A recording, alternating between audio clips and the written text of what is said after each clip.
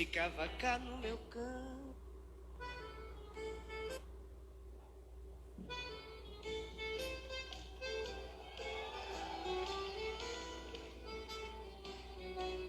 Quantas vezes eu soltei foguete, imaginando que você já vinha, ficava cá no meu canto calada, ouvindo a barulheira que a saudade tinha.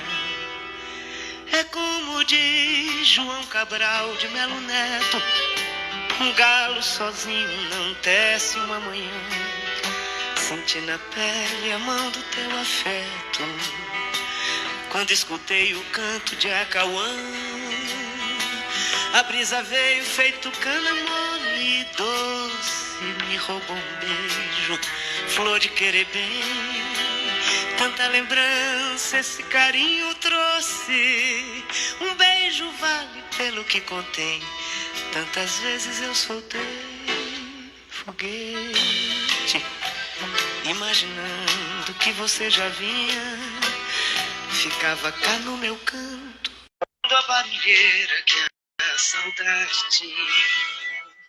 Tirei a renda da naftalina, forrei cama com firmeza, fiz uma cortina, varri a casa com vassoura fina, armei rede na varanda, enfeitada com bonina. Você chegou no anildado dia, e eu nunca mais senti tanta alegria.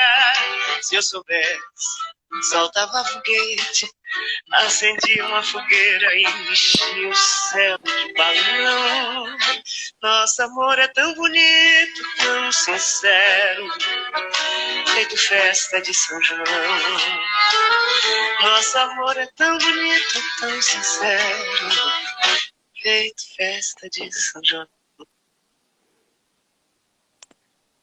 Aê! Estamos começando mais um Quinta no Que Tal. Hoje eu não errei. Ai, gente, o Quinta no Que Tal é uma atividade do Que Tal Ambiental, que é uma ação do projeto Vivências Interdisciplinares em Direitos Socioambientais do Departamento de Ciências Jurídicas da Universidade Estadual de Santa Cruz. Toda quinta-feira a gente tem aqui um bate-papo com especialistas de diversas áreas. E aí a gente sempre tenta dar um jeito, né, leve, descontraído, né, nessa conversa. E sempre começando com alguma musiquinha, né? Hoje, a escolha do nosso convidado, a gente tocou a música Foguete, de autoria de Roque Ferreira e J. Veloso, na voz de Maria Bethânia. Hoje a gente está recebendo Geraldo Lavigne. Rapaz, um cara que eu gosto demais, que é advogado, é mestre em desenvolvimento regional e meio ambiente aqui pela UESC, é também poeta, membro da Academia de Letras de Ilhéus, tem livro publicado, um monte de coisa, e, assim, com um orgulho que a gente sempre fala, é mais um baiano que foi vencer na vida na Pauliceia, né? Geraldinho, seja muito bem-vindo, meu querido. Bom ter você aqui, viu? Guilherme, boa tarde a todos que já entraram na live. É um prazer enorme poder participar dessa programação do Que Tal Ambiental. Iniciar essa transmissão com Foguete, que é uma música lindíssima e que retrata bastante a nossa região. E, sem dúvida, é um prazer enorme estar contigo. Professor da graduação, co-orientador do mestrado, amigo de todas as horas. Então, é um prazer enorme poder voltar a estar presente, ainda que de modo virtual. Não, a tecnologia aqui vai caindo, a gente vai... Aqui também, eu tô cheio de apetrecho aqui, tô no risco. Pois é, rapaz. E eu vou acompanhando o negócio aqui, é celular para transmitir de um lado, computador aqui embaixo, outro celular aqui para acompanhar. É um negócio fantástico. A gente vai baixando a cadeira aqui para poder caber aqui. Eu tô assim, mas, também, Geraldo, tô com medo, mas vamos lá. Coisa boa te receber aqui, Geraldo. Você, né, como eu como eu falei, né? E a gente, eu não sabia direitinho o seu local de nascimento. Você é itabunense como eu, e Sou. passou, né, boa parte da vida em Ilhéus. E eu estou aqui em Ilhéus desde 89, né? Hum. E hoje você está em outro lugar, né, em outro centro. Hoje o centro econômico financeiro do país. E eu queria que você contasse um pouco para a gente, né, sobre essas suas vivências, sobre a sua atividade profissional, né? Você com certeza foi para aí a partir de alguma oportunidade que surgiu, né? Ou normalmente a gente faz as coisas ou por oportunidade que surge, ou então dá na cabeça, não, eu vou, vou tentar. Me conte aí pra gente um pouquinho a respeito da sua trajetória. Bom, como você bem falou, sou nascido em Itabuna, cheguei a Itabuna por nascença em 86 e nesse mesmo ano fui para Ilhéus, basicamente no ano que você chega também, né? Em 89. Então a gente passou muitos anos aí juntos e eu morei em Ilhéus até 2018. Então são muitos anos na Terra, com toda a minha formação baseada nas instituições, na população, com os professores, com a docência daí da região, desde do colégio até o nível de mestrado, né? Passando por graduação, pós-graduação. Esse mestrado em desenvolvimento regional e meio ambiente que eu fiz, o qual você me ajudou bastante com a coorientação, me dando parâmetros na área do direito. E na área da questão cultural e humana, né, que precisa perpassar todas essas pesquisas, né, Guilherme? Eu acho que você é você dá muita relevância para isso, muito valor, e isso é uma coisa que eu incorporei bastante também. Depois que eu terminei o mestrado, alguns colegas do mestrado me chamaram, eu vou falar assim, o fio principal. Alguns colegas do mestrado me chamaram para participar de um projeto de uma ONG que foi fundada no estrangeiro e que pretendia fazer algumas unidades de conservação no Brasil. E escolheu, por ocasião, a Mata Atlântica e acabou se sediando aí em Ilhéus. Esses meus colegas do mestrado trabalharam, Tássio, Marcos, meu primo, ele trabalhou na área ele é biólogo, também egresso da UESC. Tássio foi meu colega do mestrado, ele foi um ano antes, né? E, quer dizer, um ano depois. Bom, a gente, nesse contato com a ONG, etc., desenvolvendo, inclusive, essa pretensão de contribuir de alguma maneira para a região, para essa questão da conservação ou da proteção, dependendo da forma como se desenvolve, eu mantive contato com o escritório daqui de São Paulo. E aí foi um misto dessa situação que você falou, de ter oportunidade e ao mesmo tempo de buscar essa oportunidade. Eu decidi ainda quando estava em Ilhéus que seria importante para mim e também foi uma decisão em conjunto com Miri, minha esposa, e a gente decidiu em conjunto que seria bom para nós, enquanto família e enquanto profissionais, etc., que a gente se mudasse para um centro maior. E daí, esse contato com a ONG, juntamente com o meu interesse de me mudar para São Paulo, eu tive contato através da ONG com um escritório aqui, que foi o escritório em que primeiramente eu fui admitido. Um escritório que tem um histórico grande na área de direito ambiental, o Furriel Advogados. A ONG a qual eu me refiro o tempo todo é a AMAP Brasil, no caso foi a AMAP Brasil, mas ela é uma ONG da Alemanha originalmente, também se chama AMAP lá. E daí eu fiz essa mudança, já conhecendo, porque eles conheceram um pouco do meu trabalho, a partir dessa relação que a gente manteve enquanto a ONG vinha se estabelecer no Brasil. Hoje a ONG já está estabelecida aqui, com sede, etc. E eu fiz contato com eles e pedi uma oportunidade de poder trabalhar com eles aqui. E essa oportunidade acabou surgindo em algum momento. E eu fui aceito, passei 2 anos com eles praticamente, 1 ano e 11 meses. Bastante tempo, de muito aprendizado também. Fernando, que é digamos que o líder do escritório, o sócio que dirige basicamente e guia esse destino do escritório, ele continua com uma atuação muito grande nessa área do terceiro setor, não só na área ambiental, como também em outras áreas de relevância para as pessoas, de um modo geral, como a Anistia Internacional, ele tem uma participação relevante, ele está sempre envolvido com assuntos que são polêmicos, nesses termos de polêmicos, de ameaçadores, né? Quer dizer, ele tentando, de alguma forma, contribuir para a proteção. E daí eu me mudei em 2018. Aconteceu que eu vim a São Paulo fazer uma outra coisa relacionada com minha vida pessoal, de tratamento de saúde, que eu cuido bastante. E eu estava aqui em São Paulo por causa disso.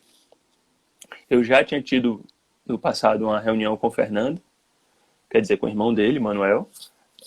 E quando eu estava aqui em São Paulo, eu entrei em contato com ele e falei assim, olha, eu estou aqui em São Paulo, vou ficar aqui até o dia 30 de janeiro.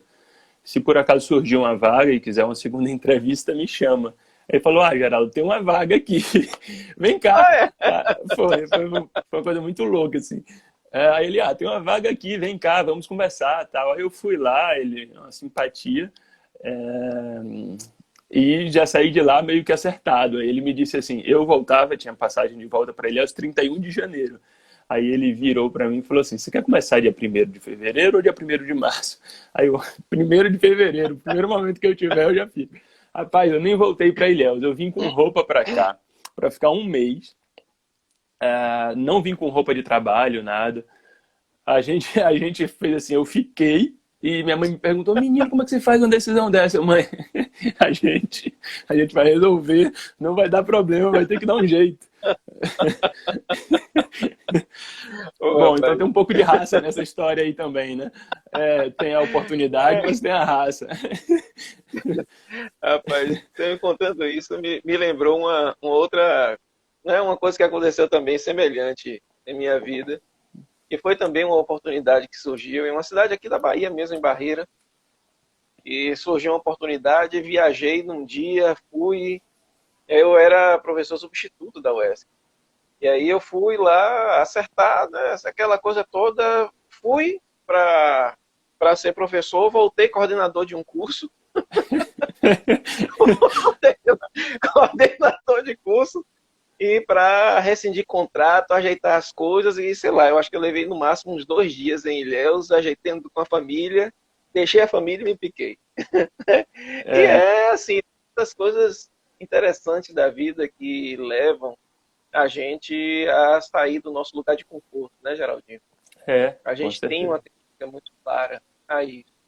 E falando em sair do lugar de conforto, né, a gente idealizou esses momentos aqui do Quinta no Quintal para a gente conversar, pelo menos nesse momento, né, que a gente está aí de isolamento social em função da pandemia, e a gente conversar a respeito de possibilidades que levem as pessoas a saírem um pouco do seu lugar de conforto, né?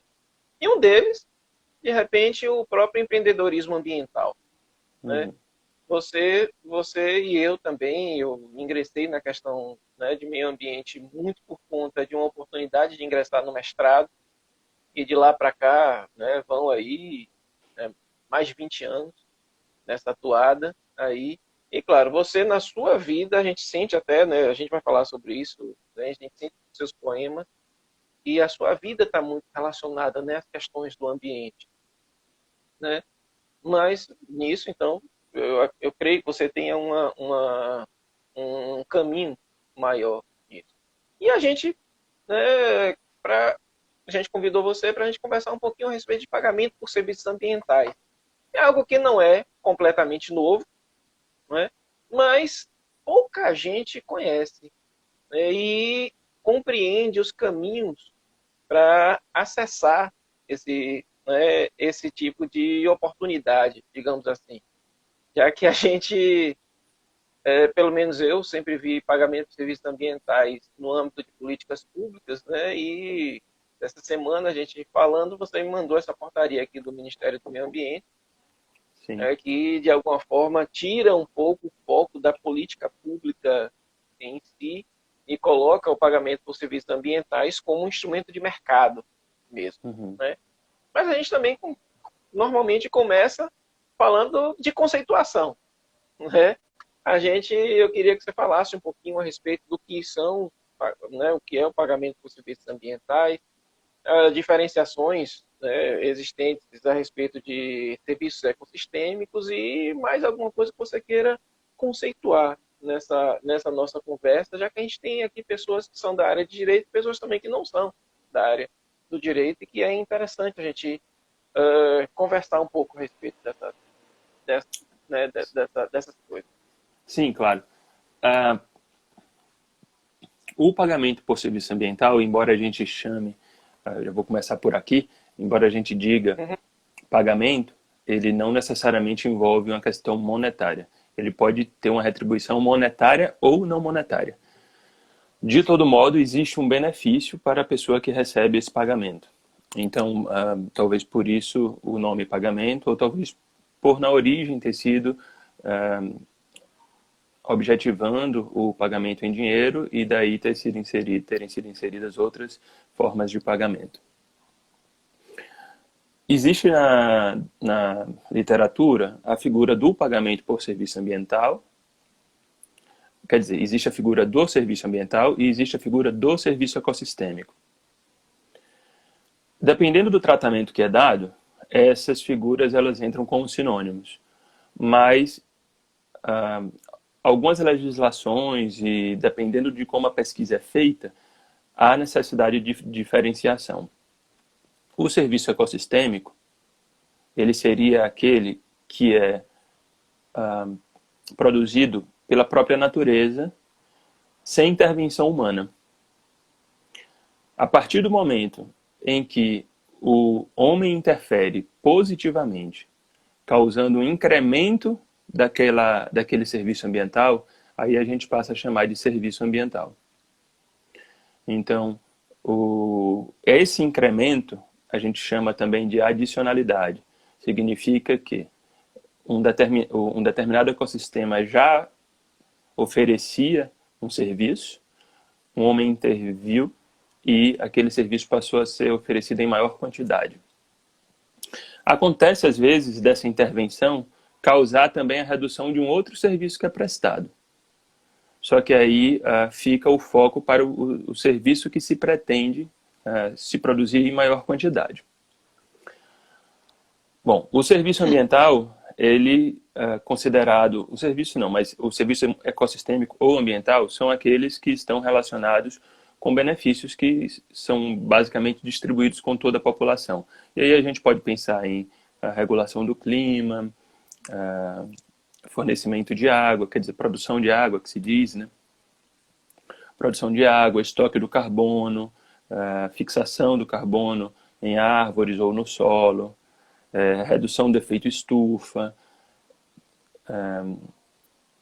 manutenção da biodiversidade, que é um fator muito importante para a sobrevivência das espécies, a manutenção de corredores ecológicos, que significa aquele espaço em que conecta duas unidades de preservação ou de conservação e os animais conseguem transitar entre essas unidades de modo que eles consigam habitar um espaço maior, isso é um corredor ecológico. Então, existem diversas formas de serviços ambientais. Tem um documento internacional, o Millennium Ecosystem Assessment. Ele cria a figura de 4 categorias de serviços ecossistêmicos. Isso é interessante porque esses serviços ecossistêmicos eles vão ser mais gerais, enquanto os serviços ambientais eles vão ser serviços mais específicos, que a gente consegue individualizar de uma maneira melhor. Então, o que eu quis dizer, por exemplo, a respeito de às vezes a gente promover um determinado serviço ecossistêmico e acabar alterando e diminuindo, reduzindo outro, vamos fazer uma suposição de que o plantio de uma determinada espécie que absorve mais água, que seca o solo, por exemplo, ele possa oferecer um serviço ecossistêmico de fixação do carbono, mas em compensação reduzir a produção de água de um determinado lugar. Embora hoje se discuta a respeito dos plantios de eucalipto enquanto uma agrofloresta favorável, por conta dos problemas que a gente conhece a respeito de solo e etc., isso seria, por exemplo, uma situação que uma plantação de eucalipto causaria. Drenaria o solo, secaria o solo, às vezes até extinguindo ali uma nascente, porém ele fixaria o carbono nas árvores que cresceram, né? E, por outro lado, também tem um outro impacto que é a redução da biodiversidade na área, né, pelo efeito que os eucaliptos eles têm de afastar os animais que transitam e etc. Então acontece às vezes de favorecendo um determinado serviço ecossistêmico a gente acabe diminuindo o outro. A partir do momento em que uma pessoa oferece esse serviço ecossistêmico e esse serviço ecossistêmico ele é na maioria das vezes distribuído com a comunidade, a gente diz que ele está gerando uma externalidade negativa. Significa que dentro daquele processo de vivência, de produção ou de agricultura, existe um fator que escapa ao processo, que não é calculado no processo e que gera um efeito para as demais pessoas ali do entorno, às vezes até um efeito global, dependendo do tipo de efeito que é dado. Esse efeito é uma externalidade. Ele não é calculado dentro do processo de produção. Ele pode ser positivo, pode ser negativo. Uma fábrica, quando despeja gás poluente na atmosfera, ele está gerando uma externalidade negativa. E durante muito tempo, a externalidade negativa dos gases decorrentes dos processos fabris, eles não foram contabilizados, né? Quer dizer, eles foram distribuídos com toda a população mundial e eles não foram contabilizados dentro do custo da manutenção da fábrica, da produção daquele produto, etc. Da mesma forma, um agricultor que eventualmente não desmata, ou que mantém um sistema agroflorestal, ou que mantém uma área preservada, às vezes até maior do que a legislação requer, a gente diz que ele está gerando uma externalidade positiva. Ele está entregando bom ar para a população mais próxima provavelmente vai ter mais água. Se ele estiver próximo de um leito de rio, ele está beneficiando aquele rio, ele favorece o ciclo de nutrientes, a qualidade do solo, reduz a erosão. Então, você vê que dependendo do tipo de efeito que ele gera, ele vai gerar benefícios que podem se ampliar desde de uma unidade local a uma unidade regional até uma grande unidade. Então, essa externalidade positiva que a gente pode dizer que é um serviço ambiental a partir da atuação ou não do homem, e isso vai conforme o programa, essa externalidade positiva de serviço ambiental ou ecossistêmico, ela pode ser remunerada por uma forma de pagamento monetário ou não monetário. Quando a gente fala monetário, é dinheiro mesmo, transferido para o produtor, né, para a pessoa que está contribuindo para a produção. Quando a gente fala que é não monetário, pode ser uma certificação que vai valorizar o produto dele, pode ser uma assistência técnica de um biólogo, de um técnico, de um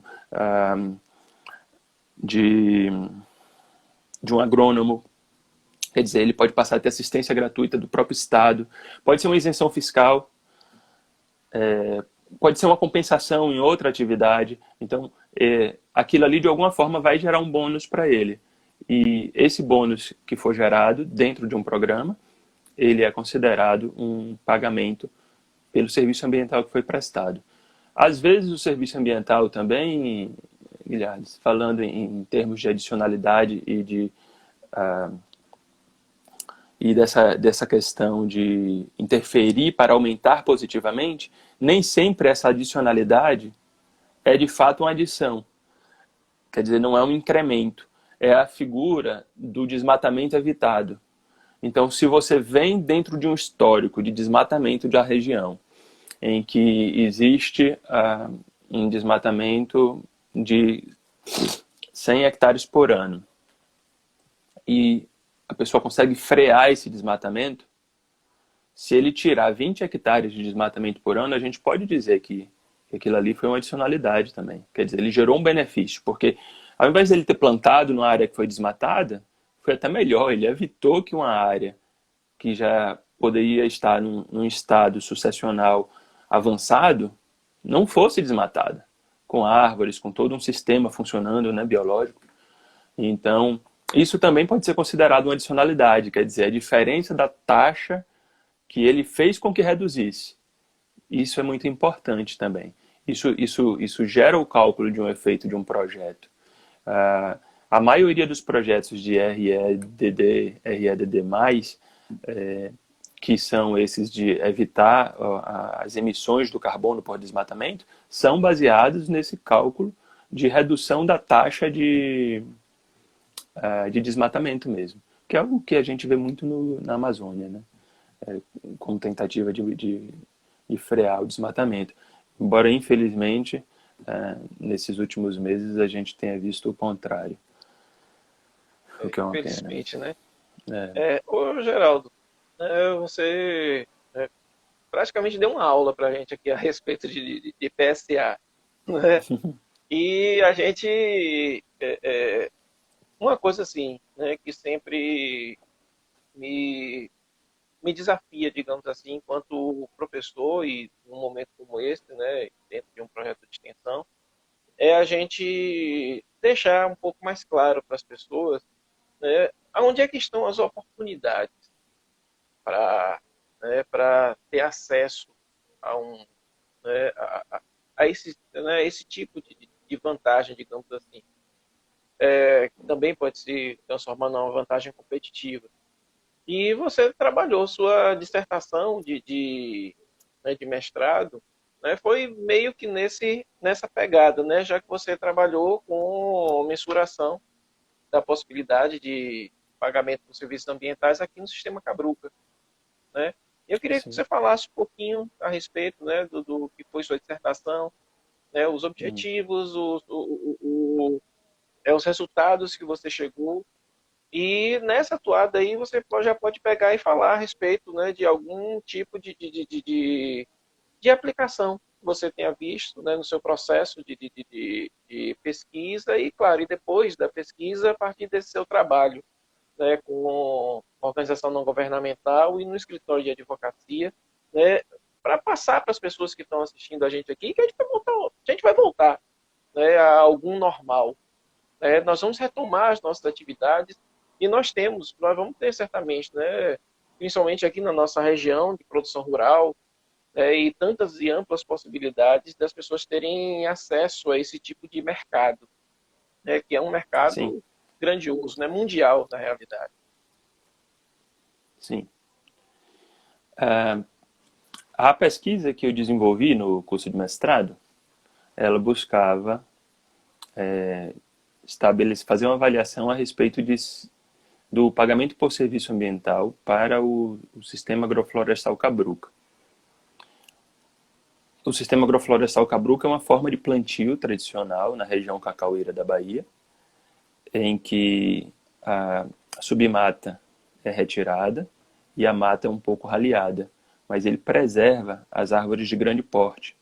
E com isso, ao longo do tempo, muitas árvores nativas foram mantidas e alguns serviços ambientais continuaram a ser prestados, embora tenha ocorrido através desse processo uma redução da quantidade de indivíduos ali por hectare, né, da concentração. É um sistema agroflorestal que certamente está entre os mais bem-sucedidos do mundo hoje, tanto que muita gente olha para a Cabruca como maneira de aprendizado. Essa pesquisa ela veio a partir da legislação de serviços ambientais que existe na Bahia, salvo engano desde 2014, que é uma lei que criou um sistema de serviços, não sistema exatamente, mas que permitiu a existência do programa de serviços ambientais no estado da Bahia. Em termos federais, a gente não encontra uma... Só para lhe interrompendo só uma coisa, aqui é a Lei 13.223 de janeiro de 2015. Para quem está assistindo aí, isso, 13.223 de janeiro de 2015. De janeiro de 2015. Tá. Então, essa lei foi a lei que instituiu o pagamento por serviços ambientais no estado da Bahia. Quer dizer, ela permitiu que programas de pagamento por serviços ambientais fossem criados e não definiu qual seria a forma de pagamento, porque isso vai muito de acordo com o tipo de serviço ambiental que vai ser avaliado. É natural que essa situação ocorra. Por exemplo, o decreto a que você se referiu no início da live também não tem uma metodologia de valoração. Ele fala a respeito das intenções de criar programas e mercados de serviços ambientais, porém, ele não estabelece como isso vai funcionar. Inclusive, ele direciona para a questão do recurso privado, quer dizer, ele tem uma tendência ali a direcionar para a questão do recurso privado. A lei estadual da Bahia não define isso também, assim, mas, por outro lado, não dá esse foco, não dá esse direcionamento específico, quer dizer, está aberta para recursos públicos e recursos privados. O meu interesse com relação à lei estadual é porque, em âmbito federal, embora exista a possibilidade de pagamento por serviços ambientais, não tem lei específica. A gente tinha ali no Código Florestal normas específicas sobre isso, também na Política Nacional de Meio Ambiente e alguns casos federais em que foram instalados alguns programas de serviços ambientais. Mas não tem uma lei específica. Tem tramitação, legislação, tanto do Congresso quanto... tanto do Senado quanto da Câmara de Deputados, mas essas leis ainda não se tornaram, não terminaram o processo legislativo. Bom, no âmbito do Estado da Bahia tinha essa lei que dava suporte e tinha o decreto que definiu o que era cabruca. Inclusive, no próprio decreto que definiu o que era cabruca, definia a partir de quando a cabruca poderia ser beneficiária de um programa de pagamento por serviços ambientais. Quer dizer, cabruca é aquele sistema agroflorestal de cacau que tem no mínimo 20 indivíduos de espécies arbóreas nativas por hectare. Não necessariamente são 20 espécies diferentes, mas as pessoas que criaram a norma falam em pelo menos 3 espécies diferentes, até porque está no plural, então eles falam um pouco disso. Mas a lei também, o decreto também não definiu isso. A partir de 40... Ele é cabruca a partir de 20. A partir de 40 por hectare, ele já pode ser beneficiário de um sistema de pagamento por serviços ambientais. Esse programa ele precisa existir de pagamento por serviços ambientais para que haja pagamento. Não é a lei que cria o programa. O Estado pode criar o programa, um município pode criar o programa, a iniciativa privada pode criar um programa e... essa lei ela vai dar suporte de como esse programa vai funcionar, de como esse dinheiro vai passar, de como esse recurso de alguma forma vai ser fiscalizado, dá linhas gerais ali a respeito do que precisa ser protegido. Quando a gente olha diretamente a cabruca, a gente vê que muitos serviços ambientais são prestados, já tinham sido identificados por outras pesquisas ao longo do tempo. Por exemplo, pesquisa a respeito do estoque de carbono no solo da cabruca. Pesquisa a respeito do volume de madeira de uma cabruca, conforme a densidade da cabruca. Pesquisa a respeito de quais animais silvestres conseguem viver na cabruca como habitat, ou quais animais conseguem utilizar a cabruca como corredor ecológico. Existem animais que não conseguem sobreviver na cabruca. Eles precisam de um remanescente florestal. Existem outros animais que vão conseguir sobreviver ali. E existem animais que se beneficiam da cabruca em termos de alimentos que eles vão encontrar no dossel da vegetação, daquela mata de sombreamento. Existem pesquisas também a respeito de quais árvores conseguiram sobreviver ao longo do tempo, inclusive com árvores como porta-sementes, etc., por causa da cabruca, por causa do sombreamento que ficou. Um dos maiores jequitibais, se não o maior do país catalogado, está perto ou dentro de uma área de cabruca, na cidade de Camaquã. Um jequitibá enorme, de mais de 40 metros de altura. E isso revela a importância, né? Porque é uma madeira de muito valor econômico, mas que foi mantida, uma árvore que certamente, se fosse pensar economicamente, teria sido derrubada, né? Bom, a partir dessa circunstância de que a cabruca, através de pesquisas de diversas áreas, demonstrava a existência de serviços ambientais que eram prestados, e considerando que a região cacaueira viveu um problema muito sério de crise econômica a partir do final da década de 80, uma crise econômica não basicamente, mas principalmente por dois fatores, entre outros, mas o surgimento da vassoura de bruxa, né, a chegada da vassoura de bruxa na região, e a questão do mercado internacional, com a queda do valor do cacau no mercado internacional, da cotação. Então, a gente perdeu na região muita produção de cacau, ao mesmo passo que o cacau ficou menos valorizado nas cotações, das bolsas. Então, o cacauicultor, ele, além de produzir menos, ele tinha uma menor rentabilidade com aquele cacau que ele produzia. Rentabilidade financeira, que eu digo, não a rentabilidade específica da produção do cacau. Chega-se a falar que a produção caiu a 20% depois da chegada da vassoura de bruxa, e a queda da cotação também foi uma queda muito alta. Com essa questão da crise econômica, muitos agricultores, muitos cacauicultores migraram para outras atividades. A pecuária sempre foi promissora no Brasil, e a pecuária exige, de alguma forma,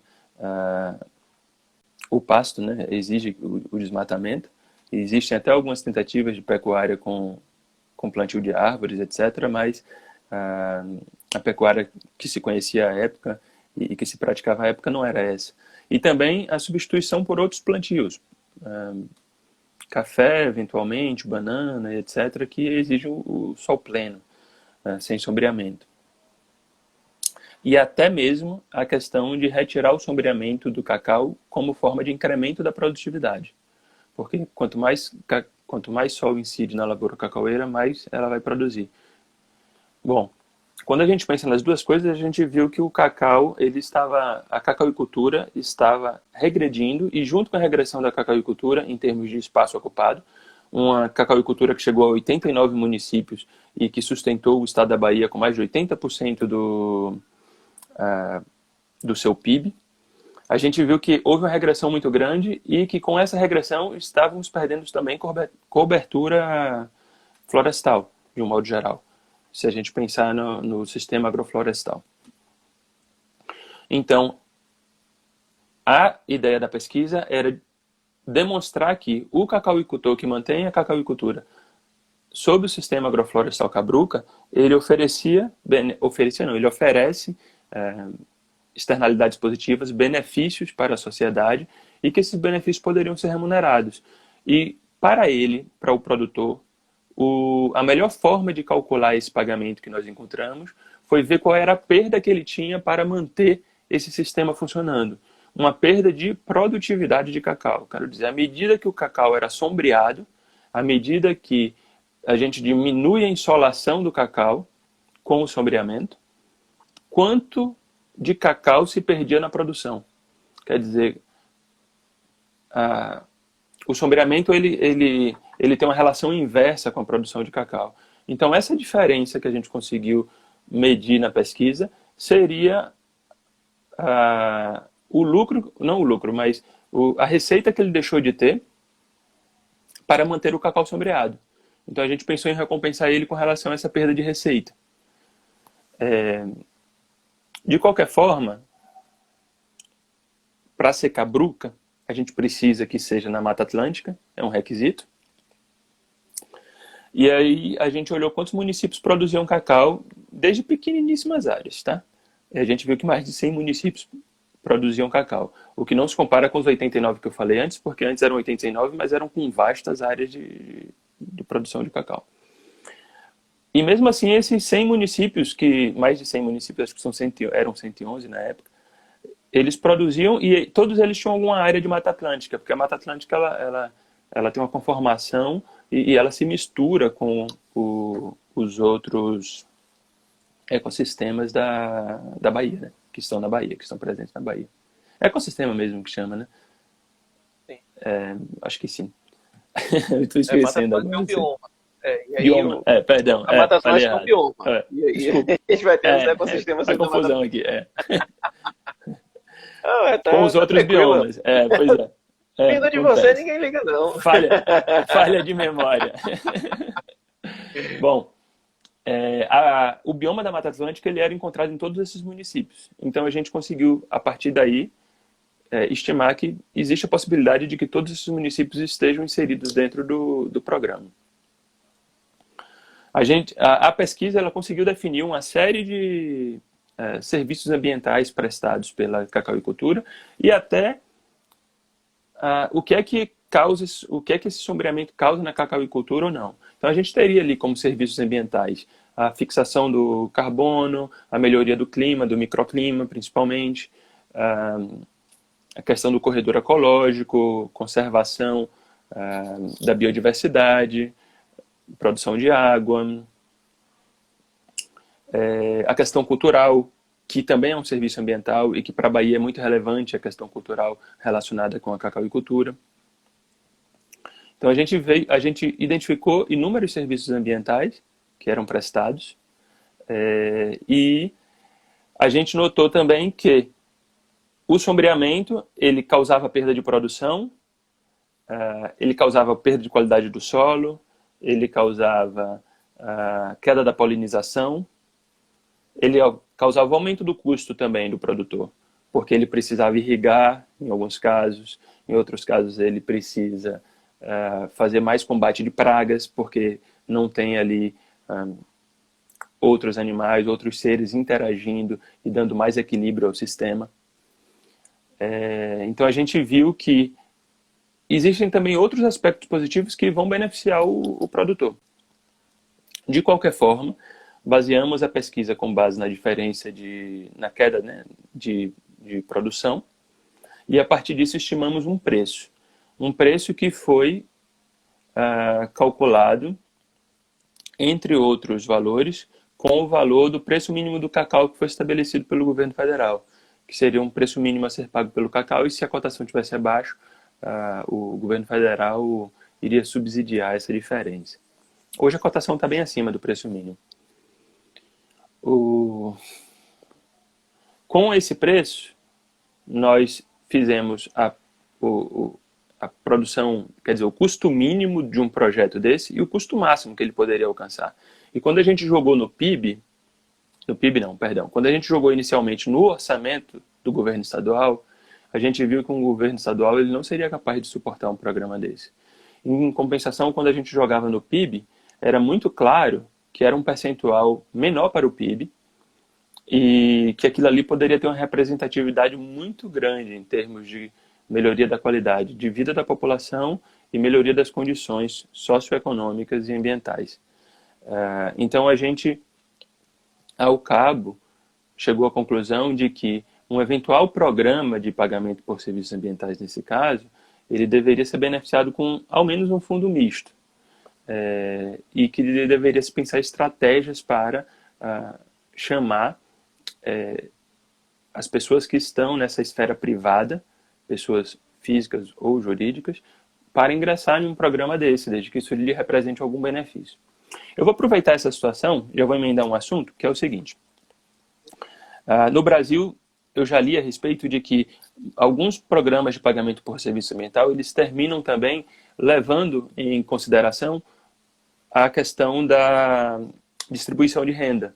Então, eles são voltados para pessoas de baixa renda, às vezes para extrativismo, ou para regiões específicas onde a pobreza afeta mais a qualidade de vida da população. Isso é um aspecto importante que se afasta um pouco da ideia originária de pagamento por serviço ambiental, mas, por outro lado, atribui uma qualidade positiva em termos de fim social que o programa atinge, né? E a gente nota, inclusive, que na cacauicultura a quantidade de latifúndios é menor do que em outros tipos de agricultura. A gente tem uma quantidade muito grande de pequenos produtores e até de produtores familiares, e isso poderia beneficiar uma população com uma renda mais distribuída. Então, um dos aspectos que eu queria comentar sobre a questão do pagamento por serviço ambiental é isso, é que no Brasil ele tem um pouco dessa feição de distribuição de renda também. E isso é um assunto não, mas é um aspecto muito importante, a meu ver. E uma coisa que você ressaltou aí, que é interessante, né? Na nossa região, essa existência de um menor número de latifúndios em relação a outras regiões do país, e que a gente, de alguma forma, nota que depois da crise, essa redistribuição fundiária, digamos assim, ela foi muito mais forte, né? Afinal de contas, muitos produtores, antigos produtores, eles acabaram pagando, digamos, de alguma forma, né, os seus trabalhadores que tiveram que ser demitidos com parte das propriedades, né? E isso, de alguma forma, ajudou. E, a partir de políticas públicas, a gente vê esse crescimento, digamos assim, da produção de tipo familiar, né? E agora que a gente está vivendo esse momento, digamos assim, de uma transformação mesmo, né, no perfil econômico da nossa região, com o setor de serviços, um retorno da produção de cacau, né, com uma outra qualidade, e o surgimento de muitas fábricas de cacau, né? Muitas delas, né, com característica familiar ou cooperativa. Inclusive, né, e eu vou aproveitar, né, para poder falar a respeito do próprio empreendimento familiar, né, da sua família, né, que é Toninho mesmo que toca, né? Toninho, sim. Ele, Toninho. pois Toninho. E minha irmã. É fantástico. Né? Toninho é uma pessoa que mora no meu coração, né? Foi nosso aluno de direito, depois se formou, depois largou o direito, daqui a pouco eu vejo Toninho fazendo agronomia na UES. E agora toca a Fazenda Alegrias, né, com Sim. um mix, digamos assim, de produtos sendo oferecidos, né? Claro que, infelizmente, parte deles agora inviabilizados no momento por causa da pandemia, que aí é a questão da visitação, né? Mas tem aí no mercado o chocolate Senor, né? Sim. E, ao que me parece, é uma homenagem a algum familiar de vocês, não é isso? É o nosso bisavô. A gente tem um histórico na família de cacauicultura, de cacauicultores, e acho que nós somos a 6ª geração de cacauicultores, se eu não me engano, e o nosso bisavô, ele tinha um apelido de Senhor, que é uma corruptela de senhor. Então, a gente resolveu homenagear ele é a figura que para nós melhor representa a figura do cacauicultor,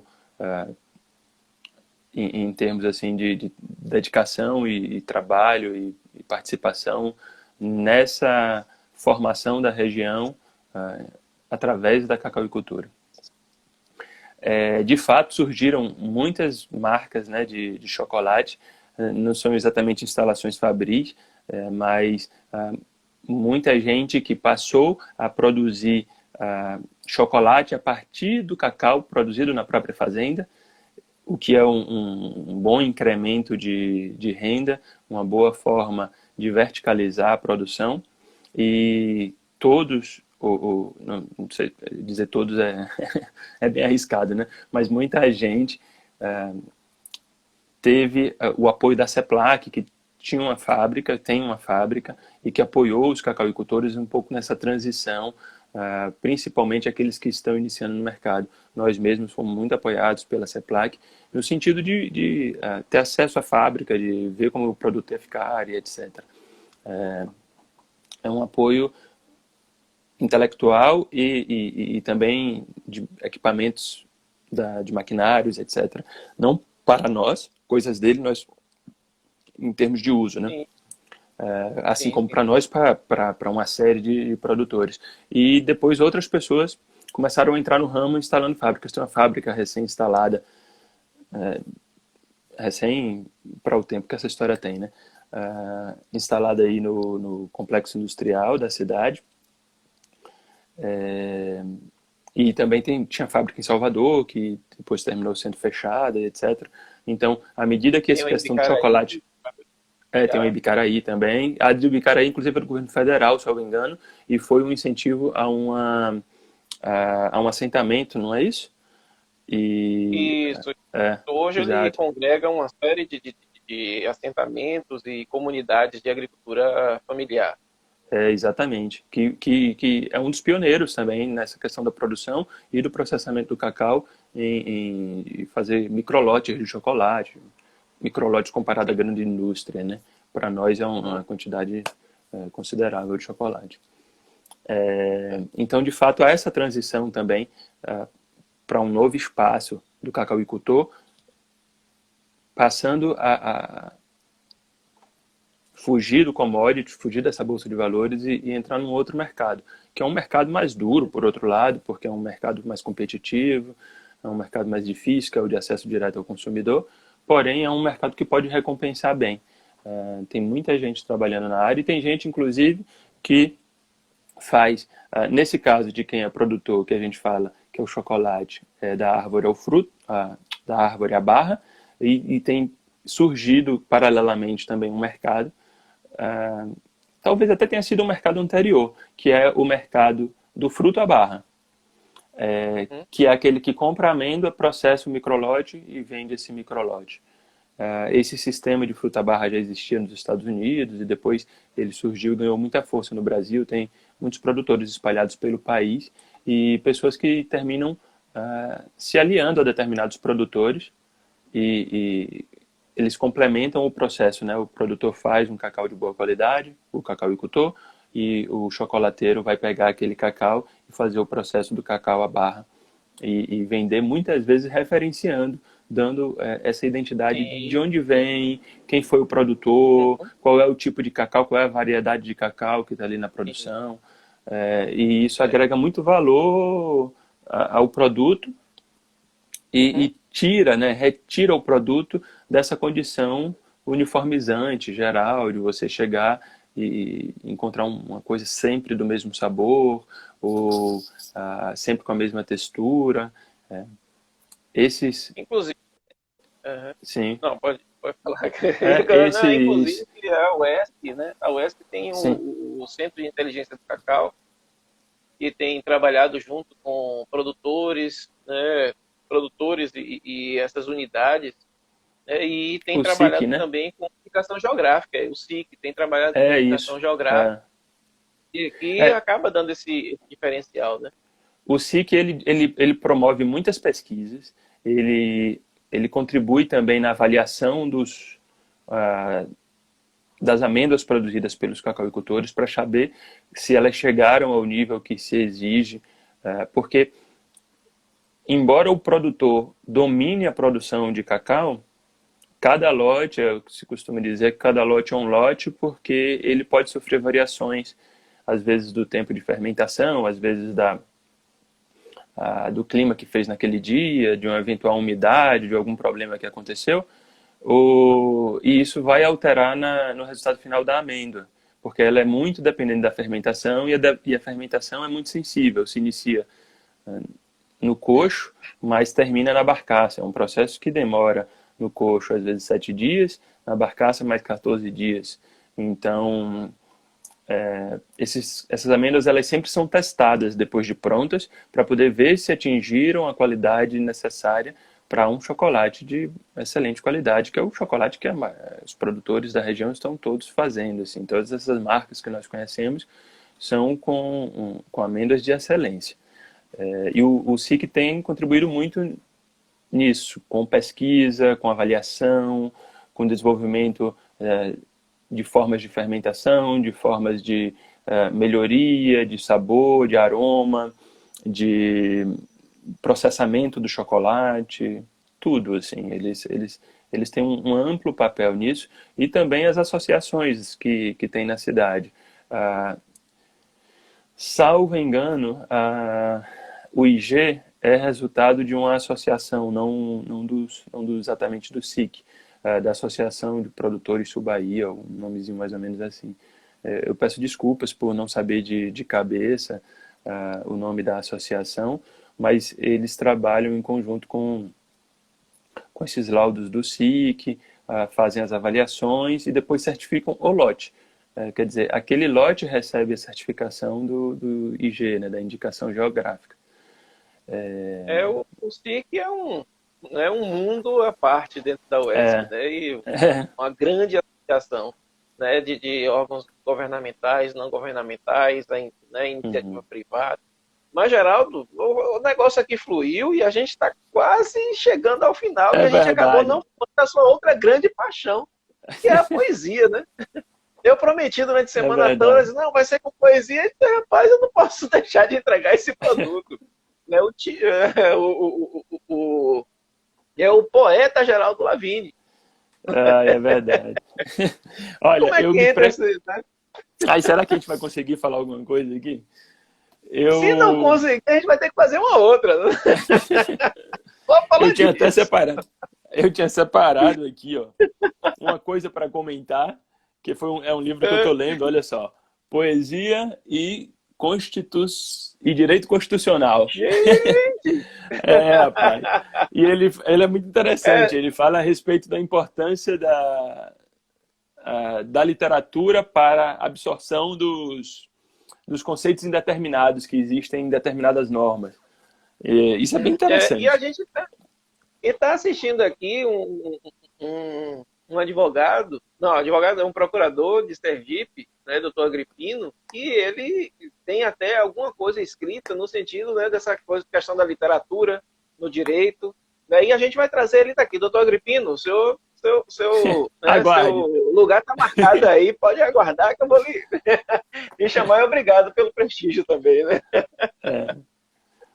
O livro que eu publiquei, que tem muita relação com a região, é Massapê, Solo de Poesia, que no fundo é uma fotografia de nibs de cacau, mas que, vistas de muito perto, ela parece que é um solo, né, de pedras, etc. E fala bastante da região, tem alguns poemas sobre cacau, e alguns deles até foram para as embalagens da família, do chocolate da família. Então, dentro da embalagem tem um poeminha. E eu tinha separado Manuel de Barros, olha só, eu estava focado na poesia aqui. Manuel de Barros, que é assim, brilhante relação com a natureza que ele tem, e ele reformou, né, todo o imaginário a respeito da poesia no país. Então, não sei nem por onde começar, não sei se vai dar tempo, como é que vai ser. Só quis passar por alto aqui, pelo menos. Isso tem 1 minuto para 2 minutos aí. Se despedir, talvez. O jeito vai ser você declamar um poema, pelo menos, para a gente não ficar no vácuo. Tá bom, vou com o Manuel de Barros, então.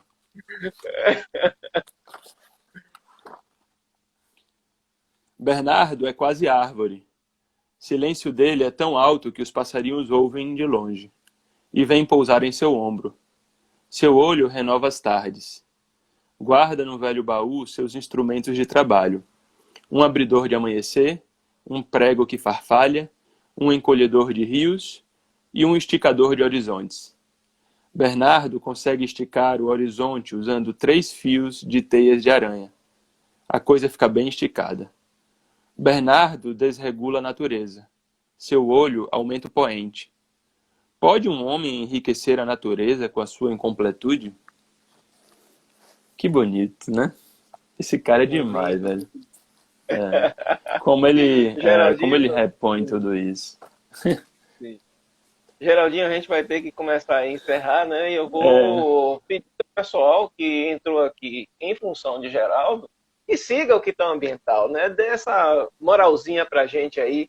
Ixi, 20 segundos. Geraldo, muito obrigado, meu querido. Muito obrigado. Um forte abraço, Guilherme. Foi bom demais. E a gente vai ter que fazer uma só com poesia. Não tem jeito. Tá bom, tá Na fechado. semana que vem, a gente tem Saskia Lopes aqui para falar sobre liberdade religiosa, tá? E daqui a pouquinho esse vídeo está disponível lá no IGTV e depois no nosso canal do Que Tal Ambiental.